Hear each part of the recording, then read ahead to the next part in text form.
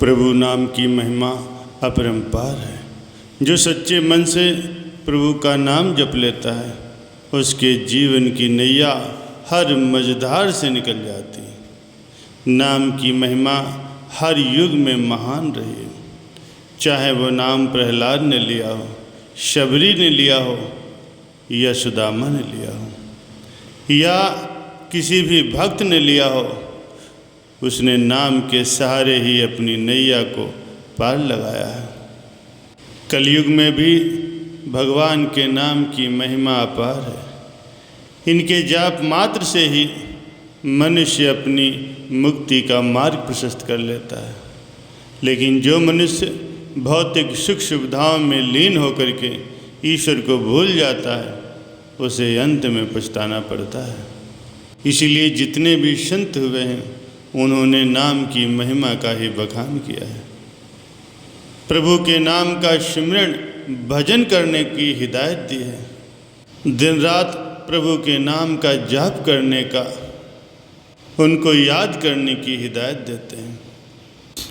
एक बार की बात है, एक संत जी जो कि राधा कृष्ण के उपासक थे, किसी गांव के निकट आश्रम पर रह करके भगवान की कथा कहा करते थे।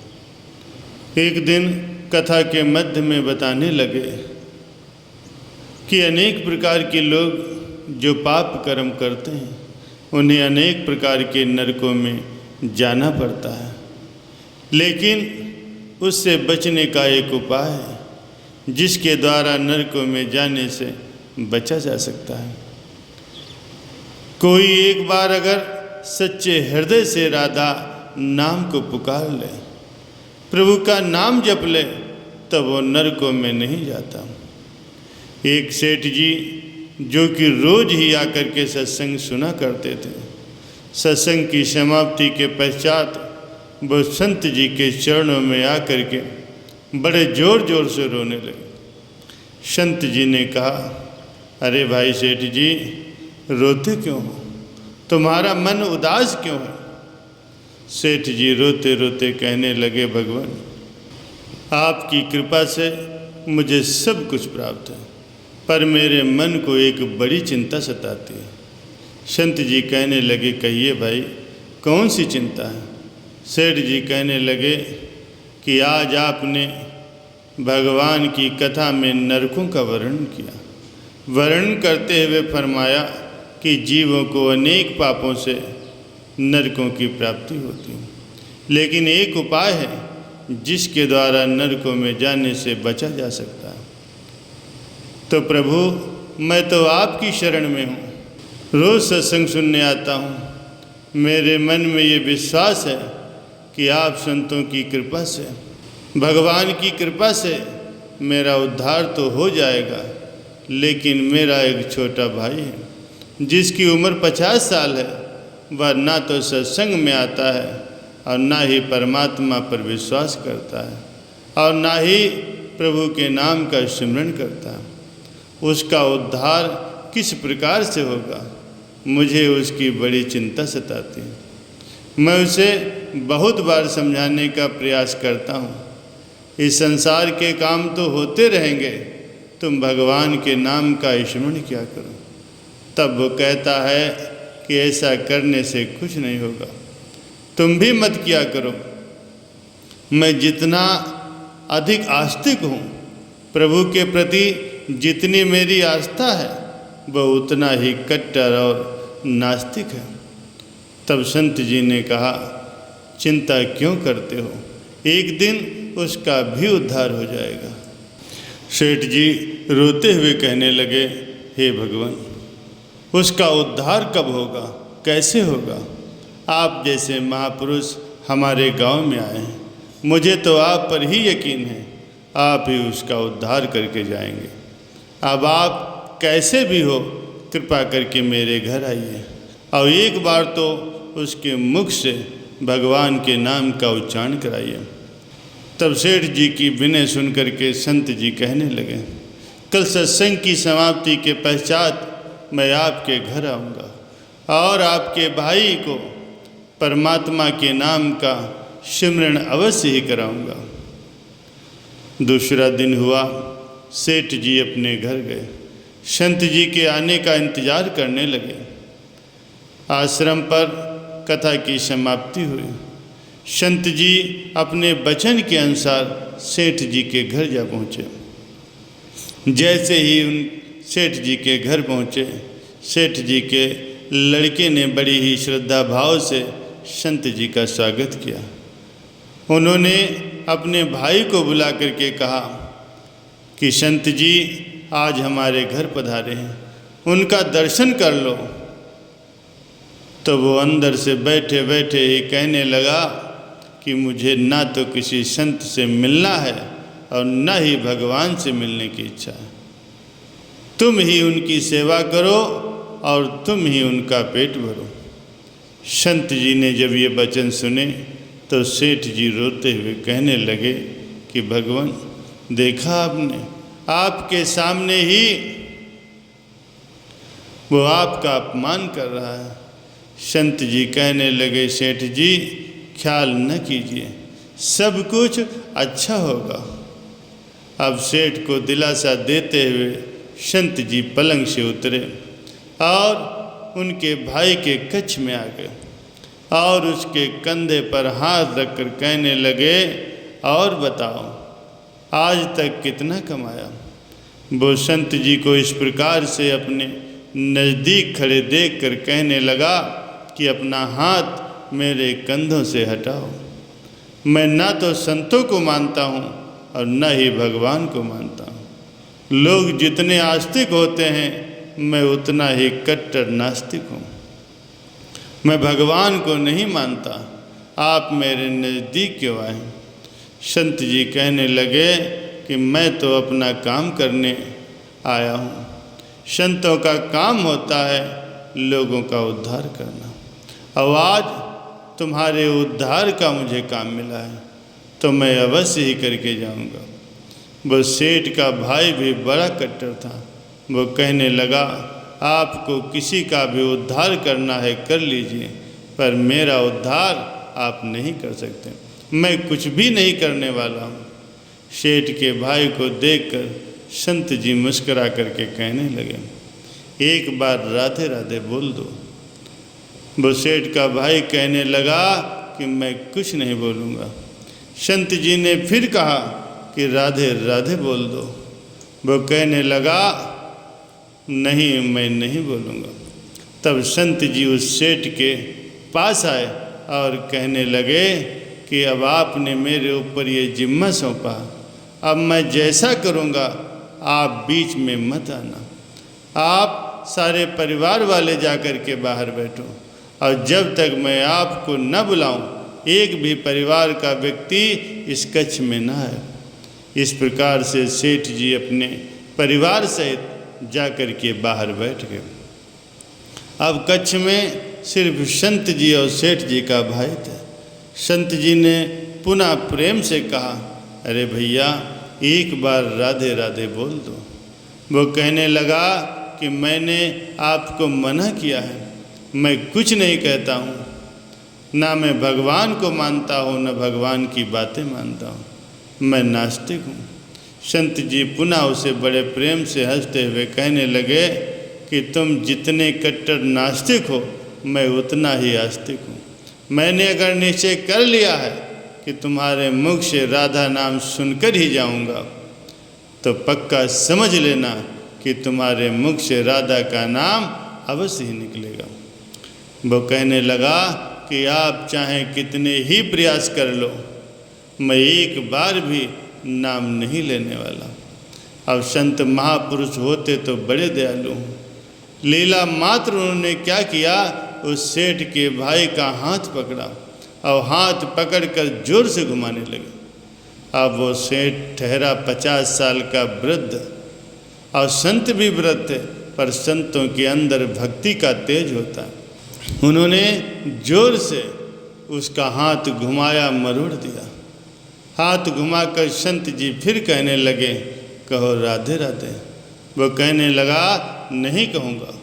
अब तो संत जी ने जोर से उसका हाथ घुमाया और उठाकर जमीन पर पटक दिया और खुद उसके सीने पर चढ़ करके बैठ गए।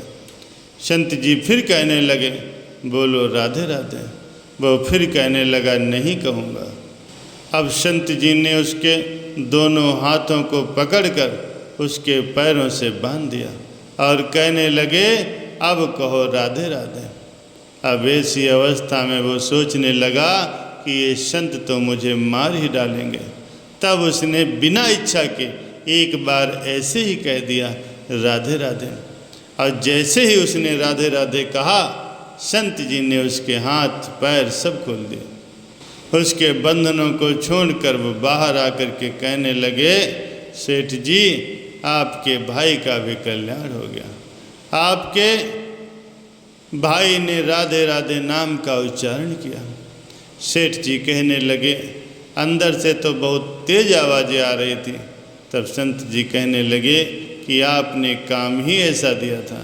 आपने कहा था कि वो नास्तिक है, वो कभी भगवान के नाम को नहीं लेता, पर आज आपके भाई ने राधे राधे नाम का उच्चारण कर लिया है, इसलिए उसका कल्याण हो गया है। अब मैं जा रहा हूँ, कल पुनः मेरी कथा है। अब संत जी तो अपने स्थान पर लौट आए।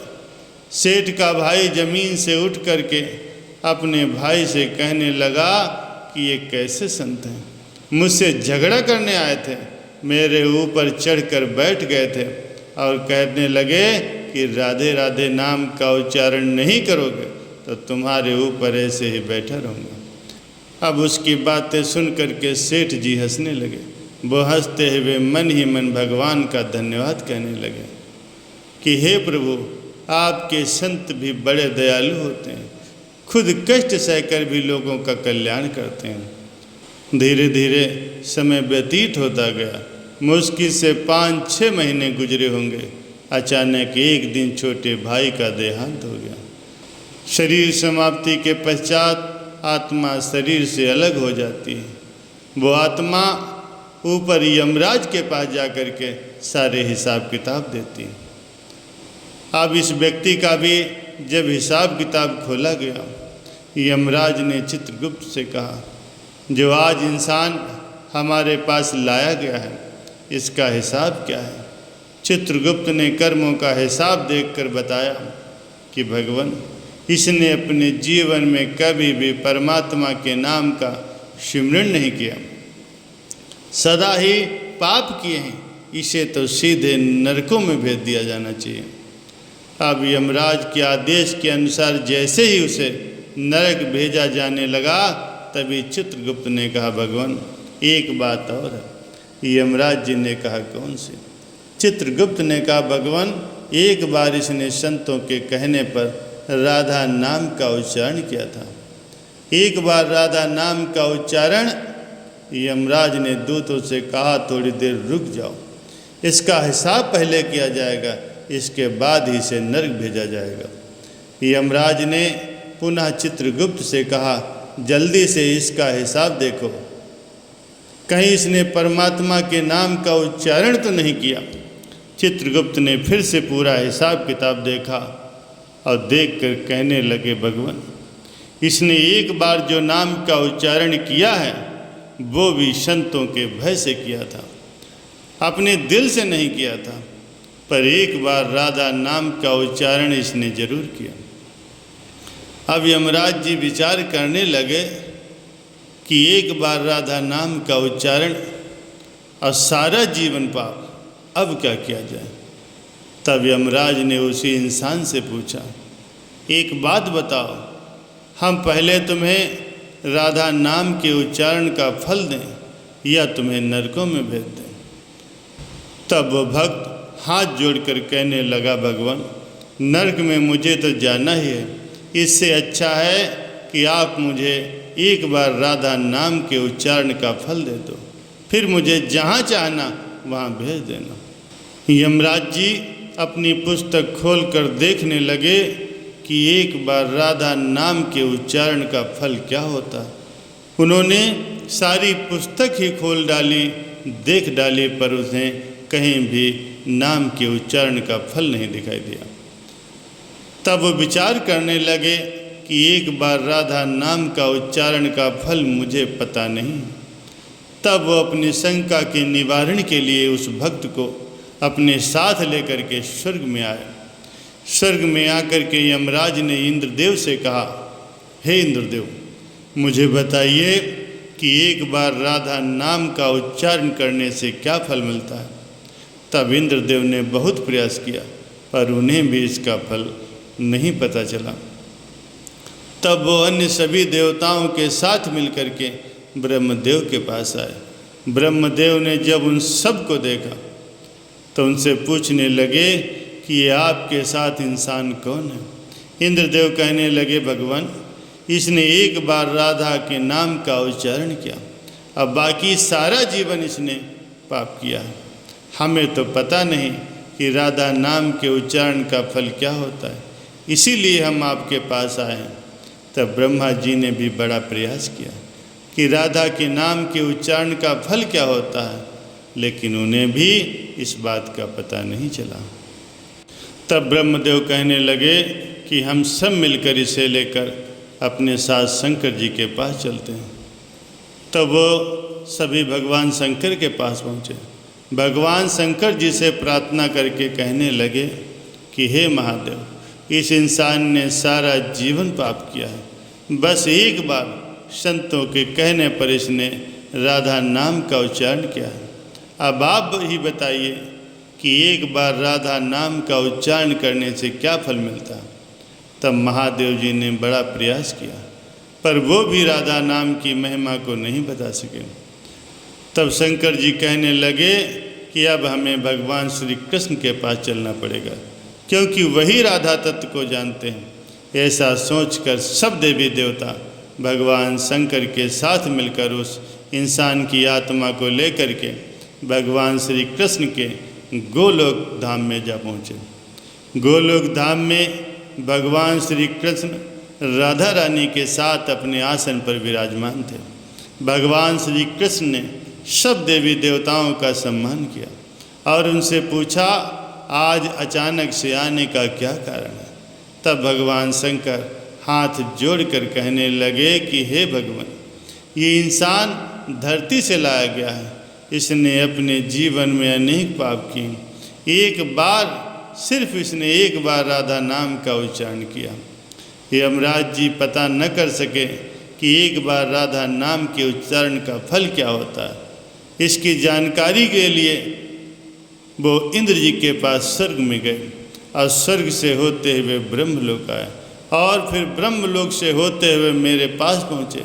अब मैं इन सब को अपने साथ लेकर के आपके पास आया हूँ। अब आप ही बताइए कि एक बार राधा नाम का उच्चारण करने का क्या फल हो सकता है। जब इस प्रकार की बातें चल रही थी तब श्री कृष्ण के पास बैठी राधा रानी बड़े जोर से हंसने लगी। तब श्री कृष्ण ने कहा, हे राधिके, क्यों हंसती हो। तब राधा रानी कहने लगी कि हे भगवान, ये अभी तक राधा नाम का महत्व नहीं समझ सके। तब भगवान शंकर जी कहने लगे, हे महारानी, राधिका के नाम का क्या असर है, अब आप ही हमें समझाइए। तब राधे रानी कहने लगी, हे महादेव, आप खुद सोचिए, इस व्यक्ति ने सिर्फ एक बार राधा के नाम का जाप किया है, वो भी एक संत के डर के कारण। अब एक बार राधे के नाम का जाप करने से वो स्वर्गलोक की सैर करके आया है, ब्रह्मलोक का दर्शन करके आया है, महादेव के लोक का भी इसने दर्शन किया है। आज एक बार उच्चारण करने के प्रभाव से ये आप सबको साथ लेकर हमारे गोलोक धाम में पहुंच गया है, मेरे दर्शन और श्री कृष्ण का पूजन कर रहा है। इससे अधिक राधा नाम का और क्या फल हो सकता है। जब राधिका जी ने इस प्रकार से राधे नाम का पूरा महत्व बताया तब यमराज जी कहने लगे, ये तो बड़ा अनंत फल है। जो व्यक्ति नरकों में जाने वाला था वो एक बार राधे नाम के उच्चारण से सब लोगों की यात्रा करके भगवान श्री कृष्ण और राधा रानी के चरणों में उपस्थित हो गया। इससे अधिक फल और क्या हो सकता है। तभी फिर से यमराज कहने लगे, भगवान क्या अब भी इसे नरकों में जाने की आवश्यकता है? तब श्री कृष्ण कहने लगे, धर्मराज जी, जिसने एक बार राधा रानी के चरणों का दर्शन कर लिया हो वो कभी भी नरक में नहीं जा सकता। तब वो भक्त जो वहाँ राधा रानी की दर्शन कर रहा था वो कहने लगा, हे महारानी, मैंने तो संतों के भय में आकर के आपके राधा नाम का उच्चारण किया था, पर जो सच्चे हृदय से आपके नाम का उच्चारण करते हैं उन्हें तो जीवन में कोई भय होता ही नहीं। वह तो नरकों की यात्रा में कभी निकलता ही नहीं, वो तो सीधा ही आपके चरणों में समा जाता है। तो इतना महत्व है एक बार राधा नाम के उच्चारण का। अरे सज्जनों, प्रभु के नाम का उच्चारण चाहे हंस के किया जाए, रो के किया जाए या डर के किया जाए, उसका फल तो मिलता ही है।